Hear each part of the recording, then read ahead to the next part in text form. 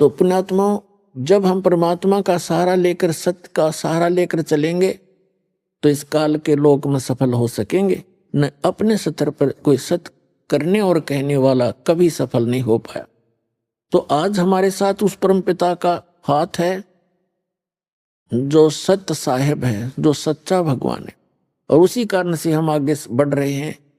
और कितना विरोध, सब ज्ञान के विपरीत ज्ञान और सच्चा ज्ञान, ये आगे कितना प्रफुल्लित हो रहा है, कैसे फैल रहा है, कैसे अपना स्थान बना रहा है। तो कबीर भगवान उस समर्थ परमात्मा का हाथ और उसका सहयोग आज ये आप जी के साथ है। अब जो प्रसंग चला था, गीता अध्याय नंबर 15 के श्लोक नंबर 16 और 17 में 3 पुरुष हैं, 3 प्रभु हैं, एक सरपुरुष, एक अक्षर पुरुष। ये देखिएगा श्रीमद् भगवत गीता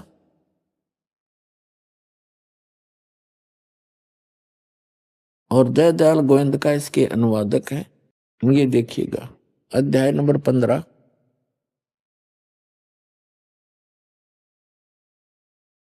और ये 16 यहां से स्टार्ट है, 16वां श्लोक 15वें अध्याय का। इसमें लिखा कि द्वौ इमौ पुरुषौ लोके सरय स अक्षर एव च सरय सर्वाणि भूतानि कटुस्थ अक्षर उच्यते। इनका अनुवाद पढ़ते हैं। इस संसार में नाशवान और अविनाशी भी ये 2 प्रकार के पुरुष हैं। पुरुष माने प्रभु, स्वामी, भगवान। संपूर्ण लोकों के शरीर नाशवान और जीवात्मा अविनाशी कहा जाता है। एक सरपुरुष और एक अक्षर पुरुष। अब यहां देखें अच्छी तरह, द्वौ इमौ पुरुषौ लोके सरय च अक्षर एव च। द्वौ माने 2, इमौ माने इस पृथ्वी वाले लोक में, पृथ्वी तत्व में। ये अकेला पृथ्वी लोक नहीं है, जितने भी इस अन्य जैसे चांद है या अन्य जो ग्रह हैं, ऊपर के स्वर्ग आदि लोक हैं, ये सभी, और वो 7 संग ब्रह्मांड जो अक्षर पुरुष के हैं, ये सभी पृथ्वी तत्व से पृथ्वी वाले लोक कहे जाते हैं। और ऊपर के जो सतलोक, अलखलोक, अगम लोक हैं, वो अविनाशी लोक है। ये नाशवान सथल हैं सारे। तो यहां देखिएगा, दिवौ माने 2, इमौ माने इस पृथ्वी वाले लोकों में, पुरुषो माने पुरुष, लोके माने लोक में, सर च अक्षर। सर पुरुष, इस पुरुष को हम यहां दोनों के साथ लगा सकते हैं, सर पुरुष और अक्षर पुरुष। इस लोक में ये 2 प्रकार के भगवान हैं। इसी प्रकार इनके अंतर्गत जितने भी प्राणी हैं, उनके शरीर नाशवान हैं और जीवात्मा अविनाशी कही जाती है। वो किसी की भी नहीं मरती, को देखी बिना मरती। अब यहां आपने पढ़ लिया इनका अनुवाद, अब यहां पढ़ते हैं। 17वें श्लोक में कहा कि उत्तम पुरुष है तू अन्य। उत्तम पुरुष यानी पुरुषोत्तम श्रेष्ठ भगवान तो इन दोनों से, 2 प्रकार के पुरुष, इन दोनों से, सर पुरुष और अक्षर पुरुष से उत्तम पुरुष है तू अन्य। वो श्रेष्ठ भगवान तो अन्य है। और परमात्मा इति उदाहरत है, जिसको परमात्मा कहा जाता है। और ये लोक धर्म अविश्य विभर्ति अव्यय ईश्वर है, जो तीनों लोकों में प्रवेश करके सबका धारण पोषण करता है, वो अविनाशी परमेश्वर है। इनका अनुवाद पढ़ते, उत्तम पुरुष तो अन्य ही है।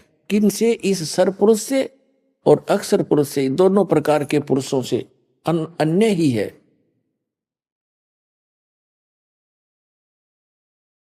अन्य ही है जो तीनों लोकों में प्रवेश करके सबका धारण पोषण करता है। अविनाशी परमेश्वर परमात्मा इस प्रकार कहा गया है। अब इससे क्या सिद्ध हो गया? 3 पुरुष हैं, एक सरपुरुष, एक अक्षर पुरुष और एक इन दोनों से अन्य। वो परम अक्षर पुरुष कहो, उसे परम अक्षर ब्रह्म कहो, ये भी कंसेप्ट क्लियर करते हैं। अपनात्मा 7वें अध्याय के 29वें श्लोक में, अध्याय नंबर 7 श्रीमद् भगवत गीता और 7वां अध्याय और इसके श्लोक नंबर यहां से देखिएगा 29। यहां इसमें लिखा है कि जरा मरण मोक्षाय माम आश्रित यतंती ये ते ब्रह्म तत्विदो कृष्णम अध्यात्म कर्म च अखिलम। इसका अर्थ ये है कि माम आश्रित, गीता ज्ञानदाता कहता है मेरे ज्ञान को आश्रय करके जो जरा और मरण से छूटने के लिए, मोक्ष माने मोक्ष के लिए, जरा माने वृद्धावस्था, मरण माने मृत्यु से मुक्ति पाने के लिए जो ये तंत्र कर रहे हैं, ते वे ब्रह्म तत्विदु, ब्रह्म तत्विदु, ब्रह्म तत्व विदु, विदु माने जानते हैं तत्ब्रह्म को, कृष्णम अध्यात्म सारे अध्यात्म, और कर्म च अखिलम और संपूर्ण कर्मों से वे परिचित हैं, विदु हैं, जानने वाले हैं। इनका अनुवाद पढ़ते हैं। देखिए, जो मेरे शरण होकर, जरा माने वृद्ध अवस्था, इन्होंने तो गोलमोल कर दिया। जरा माने वृद्ध अवस्था और मरण माने मृत्यु से छूटने के लिए जो यत्न करते हैं, वे व्यक्ति, वे साधक तत् ब्रह्म, ये तत् ब्रह्म, उस ब्रह्म को, तत् ब्रह्म, उस ब्रह्म को और संपूर्ण अध्यात्म को तथा संपूर्ण कर्मों को जानते। आज सुबह के सत्संग में भी आपको यही दोहराया गया था कि जो व्यक्ति उस तत्ब्रह्म से परिचित हो गए और सारे अध्यात्म से, ज्ञान से, कंप्लीट स्पिरिचुअल नॉलेज से और सभी कर्मों से परिचित हो गए कि भाई आज हम किसी की आत्मा दुखाते हैं या किसी से चोरी करके, कोई ठगी करके अपना कोई पैसा इकट्ठा करते हैं, तो वो हमें भोगना पड़ेगा उसका जो प्रतिफल है, और देना पड़ेगा उसको किसी अन्य रूप में, कोई कुत्ता गधा बनकर उसका भार ढोकर, रखवाली करके, बैल बनकर, खच्चर बनकर, या किसी अन्य कारणों से वो वापस देना पड़ेगा। तो तब वो व्यक्ति केवल जरा और मरण से छूटने का प्रयत्न वही करते हैं जो तत्ब्रह्म से परिचित हैं, सारे अध्यात्म से, सभी कर्मों से परिचित है। 8वें अध्याय के प्रथम श्लोक में ही अर्जुन ने पूछा, ये 8वां, यहां तो हमने 29वां पढ़ लिया, और यहां सामने ही 8वां अध्याय है। इसके प्रथम मंत्र में अर्जुन ने पूछा, किम तत्ब्रह्म, पुरुषोत्तम, हे पुरुषोत्तम वह ब्रह्म क्या है, तत्ब्रह्म क्या है, तत्ब्रह्म किम, वह ब्रह्म क्या है, तत्ब्रह्म क्या है। इसका उत्तर इस गीता ज्ञानदाता ने इस 8वें अध्याय के ही 8वें अध्याय के और ये मंत्र नंबर 3 में कहा है। वो परम अक्षर ब्रह्म है, परम अक्षरम ब्रह्मम परमम, परम अक्षर ब्रह्म है। तो गीता अध्याय नंबर 15 के श्लोक नंबर 17 में जो कहा है, वो परम अक्षर ब्रह्म कहो, उसे परम अक्षर पुरुष कहो। उत्तम पुरुष है तू अन्य परमात्मा इति उदाहरते, ये लोक धर्म आविश्य विभर्ति अवैश्वर है। वो उत्तम पुरुष है तू अन्य, वो सरपुरुष और अक्षर पुरुष से अन्य जो है वो परम अक्षर पुरुष है, गीता ज्ञानदाता से अन्य है।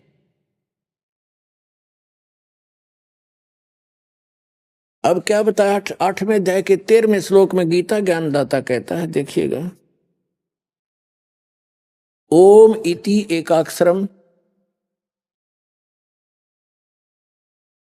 ये 13वां श्लोक है 8वें अध्याय का। ओम इति एकाक्षरम ब्रह्म व्यवहारण माम अनुसमरण ये प्रियाति तजंदेहम सयाति परमाम गतिम। माम ब्रह्म, मुझ ब्रह्म का, ओम इति एकाक्षरम, ओम यह एक अक्षर है, और उच्चारण करके सिमरण करता हुआ, ये प्रियाति तजंदेहम जो शरीर छोड़कर जाता है, इसका ओम नाम का सिमरण करता हुआ, सयाति परमाम गतिम वह ओम से मिलने वाली परम गति को प्राप्त होता है। सब इंद्रियों, ये तो इस बार मात 13 ने इकट्ठा कर दिया, इसके साथ 12वें के साथ इसको जोड़ने की आवश्यकता नहीं। 13वां यहां से शुरू होता है। जो पुरुष ओम ओम इस एक अक्षर रूप ब्रह्म को उच्चारण करता हुआ मां मुझ निर्गुण ब्रह्म का चिंतन करता हुआ शरीर को त्याग कर जाता है, वह पुरुष परम गति को प्राप्त होता। इन्होंने अनुवाद ठीक नहीं किया। ओम के जाप से कौन सी गति होती है? ब्रह्म लोक प्राप्त होता है। पुण्यात्माओं, आप जी देखते हो कि जैसे आपके बच्चे हैं या आप भी पढ़े हो, हम भी पढ़े हैं, तो माता पिता ने हमारे को फ्री छोड़ दिया था कि बेटा और बेटियों तुम पढ़ो। किस लिए? उनको इतना ज्ञान हुआ था कि मेरे बच्चे पढ़कर अच्छे अधिकारी कर्मचारी लग जाएंगे और इनका जीवन सफल हो जाएगा। तो उसके लिए किसी ने 18, किसी ने 16 वर्ष, किसी ने 20 वर्ष ट्रेनिंग करके, किसी ने 12 वर्ष, किसी ने 10 वर्ष, यानी कंप्लीट समर्पित होकर के वो शिक्षा ग्रहण की। और किस लिए की? 2 टाइम की रोटी के लिए और कार और कोठी के लिए।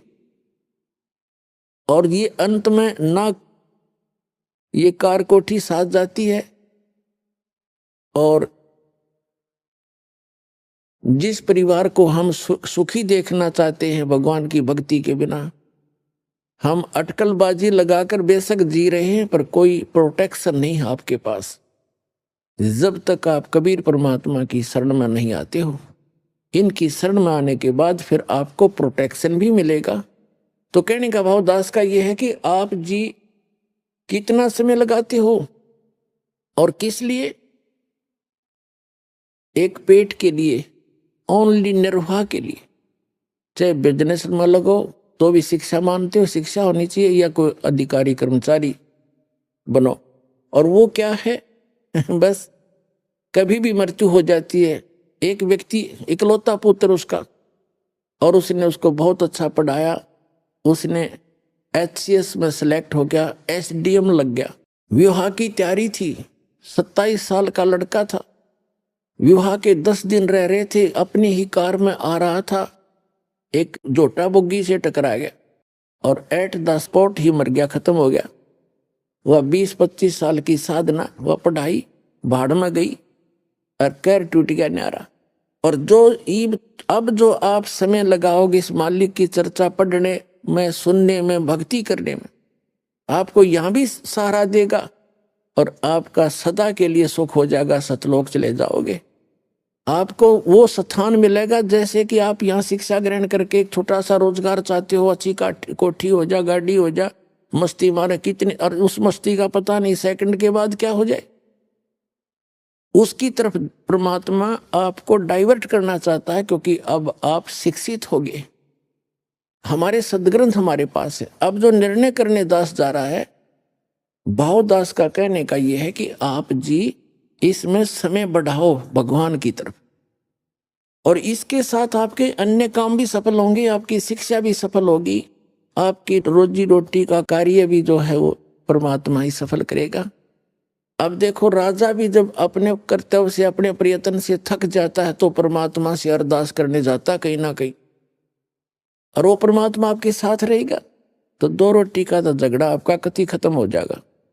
आपको जबरदस्ती देगा और पता नहीं कित का दे देगा, पर आपने थोड़ा सा समय भगवान की तरफ लगाना पड़ेगा।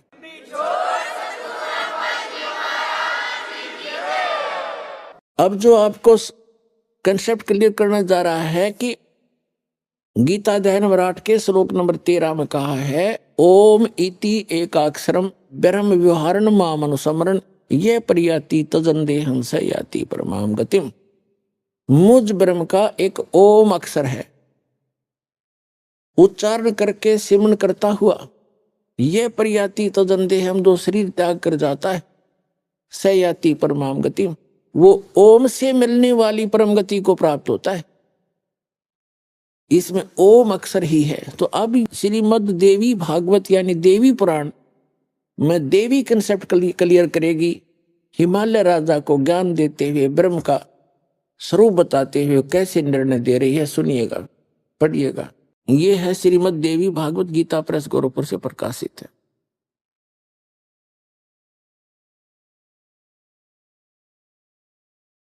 संपादक है हनुमान प्रसाद पोदार चिमनलाल गोस्वामी, और ये यहां से प्रकाशित है।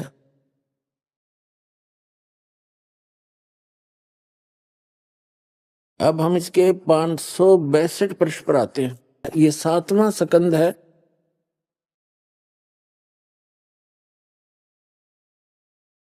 और 562 पृष्ठ है।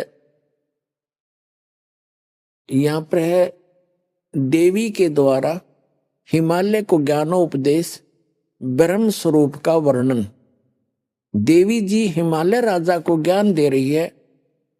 श्री देवी जी ने कहने लगी, पर्वतराज, उस ब्रह्म का क्या स्वरूप है यह बतलाया जाता है, जो प्रकाश रूप सबके अत्यंत समीप में स्थित हृदय रूप गुहा में स्थित होने के कारण गुहातर नाम से प्रसिद्ध।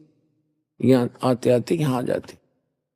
वह यह परम सत्य और अमृत अविनाशी तत्व है। सौम्य, उस वेदने योग्य लक्ष्य को तुम वेदन करो, मन लगाकर उसमें तन्मय हो जाओ। सौम्य, उपनिषद में कथित महान अस्त्र रूप धनुष लेकर उस पर उपासना द्वारा तीक्ष्ण किया हुआ बाण संधान करो, और फिर भावानुगत चित्त के द्वारा उस बाण को खींचकर उस अक्षर रूप ब्रह्म को लक्ष्य बनाकर वेदन करो। प्रणव माने ओम धनुष है, जीवात्मा बाण है, ब्रह्म को उसका लक्ष्य कहा जाता है। यहां देखिएगा, उस एकमात्र परमात्मा को ही जाने, दूसरी बात सब छोड़ दें। यही अमृत रूप परमात्मा के पास पहुंचाने वाला पुल है। संसार समुद्र से पार होकर अमृत स्वरूप परमात्मा को प्राप्त कराने का यही सुलभ साधन है। इस आत्मा का ओम के जप के साथ ध्यान करो, ओम का जाप करो। इससे अज्ञान में अंधकार से सर्वथा परे संसार समुद्र से पार जो ब्रह्म है उसको पा जाओगे। ओम का जाप करने से ब्रह्म की प्राप्ति होती है, क्योंकि ये ब्रह्म का मंत्र है। तुम्हारा कल्याण हो, वो कहाँ रहता है? वह यह सबका आत्मा ब्रह्म, ब्रह्मलोक रूप दिव्य आकाश में स्थित है। ओम के जाप से ब्रह्म की प्राप्ति होती है, ब्रह्म रहता है ब्रह्मलोक में। अब ये सिद्ध हो गया कि जैसे गीता अध्याय नंबर 8 के श्लोक नंबर 13 में जो ये कहा है कि ओम इति एकाक्षरम ब्रह्म व्यवहारण माम अनुस्मरण, इससे स्पष्ट हो गया कि मुझ ब्रह्म का ओम यह एक अक्षर है, नथिंग एल्स, और इसके अतिरिक्त कुछ नहीं। और व्यवहारण अनुस्मरण उच्चारण करके सिमरन करता हुआ ये प्रयाति तजन देहम स याति परमाम गतिम।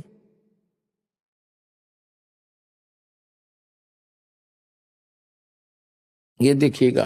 अब हम आगे श्रीमद् भगवद गीता अध्याय 8 के श्लोक नंबर 13 पे ओम इति एकाक्षरम ब्रह्म व्यवहारण मानो समरण, माम ब्रह्म, मुझ ब्रह्म का ओम इति एक अक्षर, ओम यह एक ओम अक्षर है, और व्यवहारण माने उच्चारण करके, अनुसमरण माने सिमरण करता हुआ, ये प्रियाति तजन देहम जो शरीर त्याग कर जाता है, स याति परमाम गतिम, ये अंडरस्टूड है कि ओम से मिलने वाली जो परम गति है वो प्राप्त होगी। और वो आपके समक्ष हो ही गया। श्रीमद देवी भागवत में श्री देवी जी ने हिमालय को बता ही दिया। ओम नाम का जाप करो, ब्रह्म को पाने का उद्देश्य रखो, उससे पा जाओगे, वो ब्रह्म लोक में रहता है। अब देखो गीता अध्याय नंबर 8 के श्लोक नंबर 16 में, अध्याय नंबर 8 के श्रीमद् भगवद गीता अध्याय नंबर 8 के श्लोक नंबर 16 में, हे अर्जुन, ब्रह्मलोक पर्यंत सब लोग पुनरावृत्ति में हैं। अब पुनरावृत्ति का इन्होंने विश्लेषण भी किया है, ये स्टार लगा रखा है, इसका यहां विश्लेषण किया है। अर्थात जिनको प्राप्त होकर पीछे संसार में आना पड़े ऐसे। यानी ब्रह्मलोक में गए हुए व्यक्ति भी, साधक भी पुनः लौटकर पृथ्वी पर आते हैं, वो स्थायी स्थान नहीं है। इन्होंने आगे थोड़ी सी गड़बड़ी कर रखी है, देखिएगा इसी में 16वें श्लोक में, हे अर्जुन ब्रह्मलोक पर्यंत सब लोग पुनरावृत्ति में हैं, परंतु हे कुंती पुत्र मुझको प्राप्त होकर पुनर्जन्म नहीं होता। अब ये बात इन अनुवादकर्ताओं ने गलती की है। यदि इसको सत्य माने, इसका ये अनुवाद सत्य माने कि मुझे प्राप्त होकर कभी पुनर्जन्म नहीं होता, तो दूसरे अध्याय के 12वें श्लोक में, अध्याय नंबर 4 का श्लोक 5 और 9, गीता अध्याय नंबर 10 का श्लोक नंबर 2, ये झूठे सिद्ध हो जाते, झूठे सिद्ध हो जाते हैं। जिसमें ये गीता ज्ञानदाता कहता है कि अर्जुन तेरे और मेरे बहुत जन्म हो चुके हैं, तू नहीं जानता मैं जानता हूं। देखिएगा ये है श्रीमद् भगवत गीता अध्याय नंबर 2 का और श्लोक नंबर 12। न तो ऐसा ही है कि मैं किसी काल में नहीं था, अथवा तू नहीं था, अथवा ये राजा लोग नहीं थे, और न ही ऐसा है कि इससे आगे हम सब नहीं रहेंगे। यानी तेरा मेरा और सब इनका जन्म मृत्यु पहले भी हुआ है, आगे भी होगा। और चौथे अध्याय के 5 और 9 में तो कंसेप्ट क्लियर कर रखे हैं। देखिए अध्याय नंबर 4 का और श्लोक नंबर यहां पर है, ये 5 नंबर यहां से शुरू होता है। बहुनानी में वित्तानी वित्तानी जन्मानी तव च अर्जुन तानी अहम वेद सर्वाणी न तोम वेद थ परंतम। इसका अर्थ यहां पर है, हे परंतम अर्जुन मेरे और तेरे बहुत से जन्म हो चुके हैं, उन सबको तू नहीं जानता मैं जानता हूं। ठीक है, अब फिर 9वें में देखो, 9वें श्लोक में, मेरे जन्म और कर्म दिव्य हैं अलौकिक है। ठीक है, जन्म तो है, इससे सिद्ध है कि इस गीता ज्ञानदाता की जन्म मृत्यु है। और आगे देखो 10वें अध्याय के दूसरे श्लोक में ये स्वयं स्वीकार करता है कि मेरी उत्पत्ति को ये देवता लोग नहीं जानते। ये देखिए ये 10वां अध्याय है श्रीमद् भगवत गीता का, इसका मंत्र, ये 2 मंत्र यहीं पर है। मेरी उत्पत्ति को, प्रभव माने उत्पत्ति को, यह लीला से प्रकट थी अपने आप कह रहे, मेरी उत्पत्ति को न देवता लोग जानते हैं और न महर्षि जन जानते हैं, क्योंकि मैं सब प्रकार से देवताओं का और महर्षियों का आदि कारण हूं। अब यहां विचलित हो जाते हैं ये लोग, ये जान पढ़कर इसको कि जो मुझको अजन्मा अनादि और लोकों का महान ईश्वर तत्व से जानते हैं, वह मनुष्यों में ज्ञानवान पुरुष संपूर्ण पापों से मुक्त हो जाते। इसमें इसका कहने का भाव ये है कि मैं जैसा अजन्मा हूं, किस प्रकार का हूं, किसा हूं, कैसा हूं, क्या मेरी स्थिति है, जो तत्वदर्शी संत इस बात से परिचित हैं वो यहाँ से पीछा छुड़वा जाते हैं, उनका सारे पाप कट जाते हैं। इसका भाव ये कहने का। अब ये कैसा जन्मा है, कैसा वो बताएंगे, लेकिन अब जो कंसेप्ट हम क्लियर कर रहे हैं उससे ये सिद्ध हो गया कि ये थी गीता अध्याय नंबर 8 के श्लोक नंबर 16 का जो अगला हिस्सा हम लें, इन्होंने अनुवाद किया है वो फिट नहीं बैठता, उसका अनुवाद सही नहीं है। देखिएगा अध्याय नंबर 8 का और श्रीमद् भगवत गीता का 16वां श्लोक है, हे अर्जुन ब्रह्मलोक पर्यंत सब लोग पुनरावृत्ति में, ये बिल्कुल सही है। फिर यहां कहा कि परंतु हे कुंती पुत्र मुझको प्राप्त होकर पुनर्जन्म नहीं होता। अब यहां पढ़ेंगे हम। अब देखो विद्यते माने नहीं होता, न विद्यते। अब यहां पढ़िए, आप ब्रह्म भुवनाथ यानी ब्रह्मलोक तक सभी भवन सभी लोका पुनरावृत्ति में अर्जुन। फिर ये बताता है कि माम उपेते तू कौनते पुनर्जन्म। इसका अर्थ ये बनता है कि मुझे प्राप्त होकर भी अर्जुन पुनर्जन्म है, जो ये नहीं जानते। विद माने केवल है नहीं होता, विद धातु से विदते बना है, विद माने जानना भी होता है। जो ये नहीं जानते कि ब्रह्मलोक में गए हुए प्राणी भी पुनरावृत्ति में हैं, वो मुझे प्राप्त होकर भी उनका पुनर्जन्म है अर्जुन। मुझे प्राप्त होकर भी उनका पुनर्जन्म अर्जुन न विदते, जो इस बात को नहीं जानते कि ब्रह्मलोक तक भी सभी प्राणी पुनरावृत्ति में हैं, वो मुझे प्राप्त होकर भी उनका पुनर्जन्म है अर्जुन, जो इस बात से परिचित नहीं है, जो नहीं जानते, जिनको ये ज्ञान नहीं। ये नहीं तो फिर ये वो 3 श्लोक झूठे सिद्ध हो जाते, ये अनुवाद गलत है। अब जो प्रसंग चल रहा है,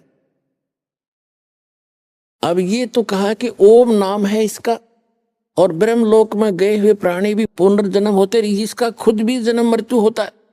इसलिए गीता अध्याय नंबर 15 के श्लोक नंबर 16 में इसको सरपुरुष का है। सर माने नासवान, पुरुष माने ब्रह्म, प्रभु, स्वामी, ये नासवान है। और इसके अंतर्गत जितने प्राणी हैं, चाहे ब्रह्मा विष्णु महेश, जितने भी सब नासवान है, और इसकी खुद भी जन्म मृत्यु होती है। इसके कर्म और जन्म कैसे अलौकिक है। अब जो प्रसंग क्लियर करने जा रहा है दास कि ये ब्रह्म केवल 21 ब्रह्मांड का स्वामी है, 21 ब्रह्मांड का, और ये स्वयं नासवान है। ब्रह्मांड आपको दिखा दिए, देखिएगा, ये एक ब्रह्मांड है, ये एक ब्रह्मांड है, ये सारा। इस ब्रह्मांड के अंदर एक ऐसा गुप्त स्थान है जहां परमेश्वर अन्य रूप धारण करके कबीर जी रहते हैं, जिसके विषय में इन ब्रह्मा विष्णु महेश और काल और दुर्गा को भी मालूम नहीं है। ये ऐसा गुप्त स्थान है, ऐसे ये सारा एक ब्रह्मांड है।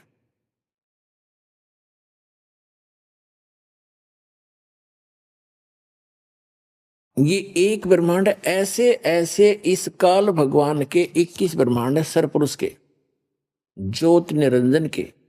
ये जो पूरा ब्रह्मांड आपने देखा, अब ये समझो एक गेंद है ये, और इससे ऐसे ऐसे 5 ब्रह्मांडों का इसने एक ग्रुप बनाकर महाब्रह्मांड बना रखे,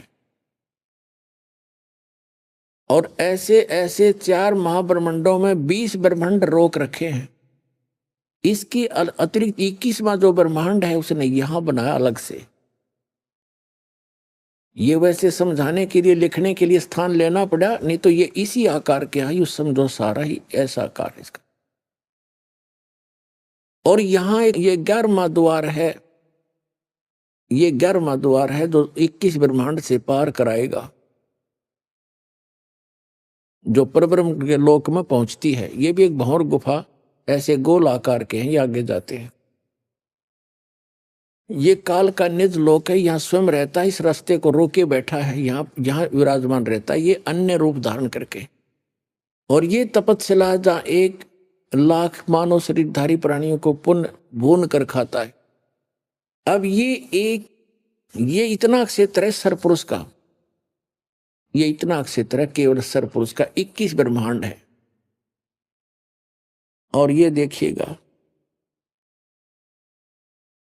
ये है कंप्लीट चित्र सारे ब्रह्मांडों का,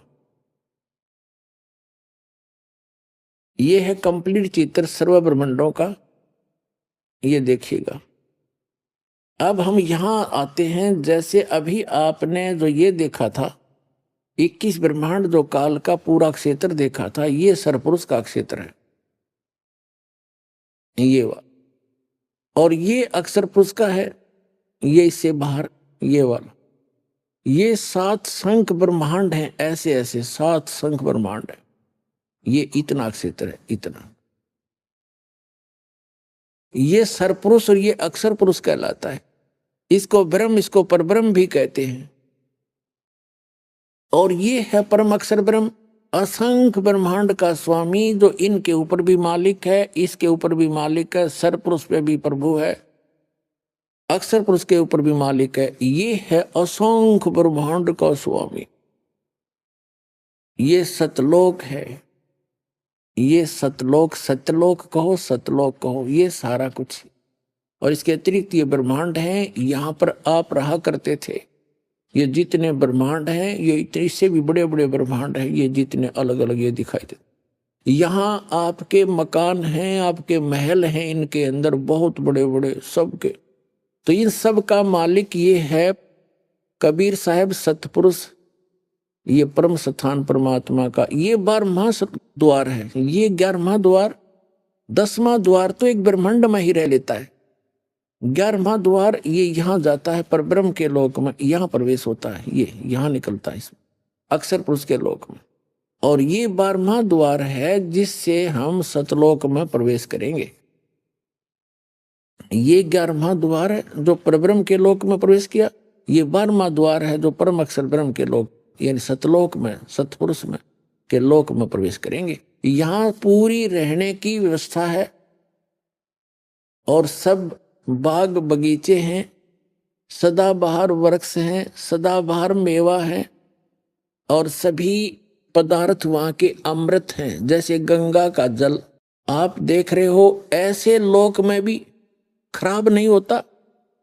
तो 100 वर्ष रख लो उस गंगा के जल को पवित्र किसी शुद्ध बोतल में, शुद्ध पात्र के अंदर, तो ये सतलोक से चलकर आई है गंगा का वाटर, ये जल। एक परमात्मा ने एक सैंपल भेज रखा है सतलोक के पदार्थों का, तो वहां दूध, दही, जल, सरोवर भरे हैं, वो कभी नष्ट नहीं होते। और सदाबहार वृक्ष से बड़े बड़े महल आपके वहां खाली पड़े हैं। आपके ही महल के आसपास इतने बहुत बढ़िया सुंदर मेवा, हर तरह के भोजन आपकी रसोई में भरे पड़े हैं। उनको छोड़कर आप यहाँ अपनी गलती से आ गए हो और यहाँ भिखारी बनकर घूम रहे हो। सारा असंख्य जन्म हो गए आपका, ये निर्वाह ही पूरा नहीं होता से तुम आप देवता बनेंगे। वहां भी यही व्यवस्था देवताओं के, वहां भी ऐसे राजा हैं, छोटे राजा हैं, बड़े देवता हैं, आम जनता जो स्वर्ग में वहां चले जाते हैं वो ऐसे ही रहते हैं वहां पर, और उनकी भी जन्म मृत्यु होती रहती है। अब ये स्थिति आपके सामने स्पष्ट कर दी। अब हम सिद्ध करेंगे कि जैसे बिन साहेब की बंदगी कहीं ठोर ठिकाना ना, ब्रह्मा विष्णु महेश नासवान, और ये सरपुरुष नासवान, अक्षर पुरुष भी नासवान, ये गीता जी ने स्वयं स्पष्ट कर दिया। लेकिन उत्तम पुरुष है तू अन्य परमात्मा इति उदाहरते, वो परमात्मा परम अक्षर ब्रह्म है जो इन दोनों से अन्य है, जो कभी मृत्यु में नहीं आता, वो अव्यय ईश्वर है, वो अविनाशी परमात्मा है।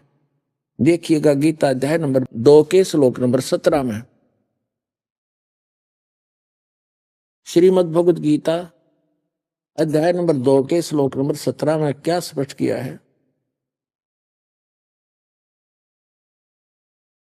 गीता अध्याय नंबर 2 के श्लोक 12 में इसने स्वयं स्पष्ट कर ही दिया कि अर्जुन तेरे और मेरे बहुत जन्म हो चुके हैं। इसमें स्पष्ट कर दिया कि न तो ऐसा है कि मैं किसी काल में नहीं था अथवा तू नहीं था, ये राजा लोग नहीं थे, और ऐसा ही नहीं है कि हम आगे ना रहेंगे। और चौथे अध्याय के 5 और 9 में भी स्पष्ट कर दिया इसने, गीता ज्ञानदाता ने, कि अर्जुन तेरे और मेरे बहुत जन्म हो चुके हैं, तू नहीं जानता मैं जानता हूं। ये 5वां है, हे परंतम अर्जुन मेरे और तेरे बहुत जन्म हो चुके हैं, उन सबको तू नहीं जानता मैं जानता हूं। और 9 में भी ऐसे कहा है, 4 के 9 में, मेरे जन्म और कर्म दिव्य हैं, ये याद रखना, जन्म और कर्म दिव्य हैं। अध्याय नंबर 2 के श्लोक नंबर 17 में किसी अन्य परमात्मा के विषय में कहा है, श्रीमद् भगवद गीता के, इसमें कहा है कि अब नाश रहित तो उसको जान जिससे ये संपूर्ण जगत व्याप्त है, इस अविनाशी का विनाश करने में कोई भी समर्थ नहीं है। अब इससे क्या सिद्ध हो गया कि गीता ज्ञानदाता से कोई और है, और जिसने सारे ब्रह्मांड को रचना की है वो है अविनाशी, जिसको कोई नहीं मार सकता। अब श्रीमद् भगवद गीता अध्याय नंबर 15 के श्लोक नंबर 1 से 4 का सारांश है कि उल्टा लटका हुआ संसार रूपी वृक्ष है, ऊर्ध्व मूलम अधः शाखम, अश्वत्थम प्राहु अव्यम छंदासी यस्य पर्णानि ये तम वेद स वेदवित्। 15वें अध्याय के प्रथम मंत्र में ये मूल पाठ है। उसका अर्थ ये है कि ऊपर को जड़ वो तो पूर्ण परमात्मा समझो, संसार रूपी एक वृक्ष समझो, पीपल का वृक्ष, जिसकी ऊपर को जड़ हो और नीचे को तीनों गुण रूपी शाखा हो, नीचे को शाखा हो। और जो संत इसके सभी छंद सभी विभागों को अलग अलग भिन्न भिन्न बता देगा, स वेदवित्, ये देखिएगा, ये पूरा संसार रूपी वृक्ष समझो। ऊर्ध्व मूलम अध शाखम, गीता ज्ञानदाता ने केवल इतना संकेत दिया है, ऊर्ध्व मूलम अध शाखम अश्वत्थम प्राहु अव्यम। अश्वत्थम माने ये पीपल का वृक्ष जानो, एक संसार रूपी वृक्ष जिसकी ऊपर को जड़ है और नीचे को शाखा है। और छंदासी यस्य पर्णानि, जिसके सभी विभाग पत्ते आदि को, यह तम वेद, जो जानता है उस अज्ञान अंधकार में छुपे हुए को, स वेदवित्, वो तत्वदर्शी संत है, वह वेद के तात्पर्य को जानने वाला। तत्वदर्शी संत की पहचान भी बताई है। तो पुण्यात्माओं, जैसा कि आपको बहुत बार बताया है, समझाया है, दिखाया भी है कि ऋग्वेद मंडल नंबर 9 सूक्त नंबर 86 मंत्र नंबर 26 और 27 में, ऋग्वेद मंडल नंबर 9 सूक्त 82 मंत्र 1, 2, 3 में, ऋग्वेद मंडल नंबर 9 सूक्त 54 यानी 54 के मंत्र नंबर 3 में, ऋग्वेद मंडल नंबर 9 सूक्त 20 मंत्र 1 में, ऋग्वेद मंडल नंबर 9 सूक्त 94 यानी 94 के मंत्र 1 में, ऋग्वेद मंडल नंबर 9 सूक्त 95 के 95 के मंत्र 2 में, ऋग्वेद मंडल नंबर 9 सूक्त 96 यानी 96 के मंत्र 16 से लेकर 20 तक ये स्पष्ट किया हुआ है कि वो परमात्मा जो पूर्ण ब्रह्म है, सारी ब्रह्मांडों का रचनहार, वो ऊपर की लोकों में रहता है। भुवनो ऊपरी तिष्ठति, सब लोकों के ऊपर बैठा है और वहां से गति करके आता है, अच्छी आत्माओं को मिलता है और उनको उपदेश देने के उद्देश्य से आता है और अपने अध्यात्म ज्ञान को, कंप्लीट स्पिरिचुअल नॉलेज को वो स्वयं ही बताता है। और वो एक कवियों की तरह आचरण करता है, लोकोक्तियों के माध्यम से, कविताओं के माध्यम से, कविताओं से वो ज्ञान प्रचार करता है, यानी पद्य भाग में। और जिस कारण से वो प्रसिद्ध कवि की भी पदवी प्राप्त करता है, लेकिन वो स्वयं खुदा होता है, खुद अल्लाह होता है, खुद भगवान होता है, वो सारी सृष्टि का रचनहार होता है। अपने द्वारा रची हुई सृष्टि को ठीक ठीक वो स्वयं ही आकर बताता है। तो उस परमात्मा ने आकर फिर कंप्लीट स्पिरिचुअल नॉलेज दिया है, वो सूक्ष्म वेद कहलाता है, जिसको इस काल ने छुपा दिया था। उसमें भगवान ने स्वयं बताया है कि कबीर अक्षर पुरुष एक पेड़ है और सरपुरुष वा की डार, ज्योत निरंजन कहो, काल कहो, सरपुरुष कहो, ब्रह्म कहो, सर ब्रह्म कहो, सरपुरुष वा की डार और तीनों देवा शाखा हैं, ये पात रूप संसार।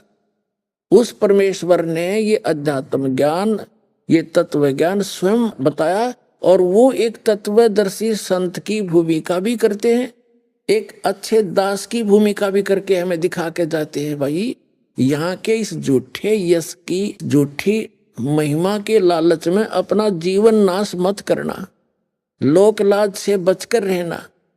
जैसे कोई कितना ही अच्छा राजनेता हुआ है या कोई अच्छा कोई राजा हुआ है, उसने अच्छे नेक काम किए, क्योंकि अच्छे आदमी का स्वभाव अच्छा ही होता है, वो पूर्व जन्म के संस्कार होते हैं, पूर्व जन्म के संस्कारों से वो राजा बनता है या कोई अच्छा राजनेता बनता है, धर्म नेता बन जाता है। और आगे सतभक्ति ना करने से वो स्वयं तो कौवा बन गया और पीछे से उसके द्वारा किए गए विकास के कार्यों के कारण उसकी एक स्टैचू बना दी, मूर्ति बना दी। एक वर्ष में एक दिन उसका पानी पात मार के, धो धा के, धूप धाप दे के, माला डाला हुए वो उसकी पार्टी वाले, और वो कौवा बन के उसी के ऊपर बैठ के माथे में बीट करने लग रहा हो मनमाने। तो ये बताया है, मन तू सुख के सागर बसरे और ना ऐसा यसरे। उस सतलोक में चल भाई, इससे बढ़िया तेरा और कोई यश नहीं, कोई महिमा नहीं। यहाँ की फोकट महिमा है। आज राजा है, कल गधा बन जाएगा, बता के महिमा हुई यहाँ की। तो इस लोक लाज से हटकर साधु संत अपने परमात्मा के ज्ञान के आधार से अपना जीवन निर्वाह किया करते हैं, अपनी मर्यादा में चलते हैं और अपनी भक्ति को बचा कर रखते हैं। तो उस परमात्मा ने स्वयं एक अच्छे दास की भूमिका, अच्छे नागरिक की भूमिका, अपना काम करके खाना, कर्तव्य, नेक काम करना, साथ में भगवान की भक्ति भी करके दिखाई। और भगवान तो वो थे ही थे, सारे ब्रह्मांड चला रहे थे बनारस में बैठकर। तो उन्होंने बताया है कि अक्षर पुरुष एक पेड़ है, सरपुरुष वाकी डार और तीनों देवा शाखा है, ये पांच रूप संसार। अब जड़ कौन है, वो इस दास को भेजा है वो मूल बताने के लिए। एक मूल कौन है ये देखिए, ये ऊर्ध्व मूलम अधः शाखम। ऊर्ध्व माने ऊपर को, मूल माने जड़ और नीचे को शाखा वाला। ये गीता ज्ञान दाता ने सिर्फ इतना बताया है। और छंदासी यस्य प्रणानी, जिसके ये छंद माने विभाग, जड़, तना, डार, ये शाखा और पत्ते, इन सब को जो बतावेगा स वेदवित। ये देखिए श्रीमद् भगवत गीता अध्याय नंबर 15 का श्लोक नंबर 1 में देखिए, ये पंचदशो अध्याय 15वां। ऊर्ध्व मूलम अधः शाखम अश्वत्थम प्राहु अव्यम छंदासी यस्य प्रणानी ये तम वेद स वेदवित। इनका उदाहरण, इनका अनुवाद पढ़ो, कितना अड़ंगा है इसमें। ऊर्ध्व मूलम, आदि पुरुष परमेश्वर मूल वाले, ये बिल्कुल सही कहा है इन्होंने। ये वैसे इसका अर्थ है ऊपर को जड़ वाला। इन्होंने कहा कि आदि पुरुष परमेश्वर ये मूल है, जड़ है। अरे इन्होंने क्या कहा, आदि पुरुष नारायण वासुदेव भागवत ही भगवान ही नित्य और अनंत और सबके आधार होने के कारण सबसे ऊपर नित्य धाम में सगुण से वास करने के कारण ऊर्ध्व नाम से कहे गए हैं। तरह के भाई ये कृष्ण के बांध रहे थे सारा सेरा। ये है आदि पुरुष परमेश्वर, ये बिल्कुल ठीक है। ये आदि पुरुष परमेश्वर कौन है, ये श्री कृष्ण नहीं है। यहां भूल लग रही थी इनको, ये श्री कृष्ण जी को मान रहे थे कि ये आदि पुरुष परमेश्वर है। नहीं, यहां गलती लगी हुई थी, पूरे विश्व के लगी हुई थी।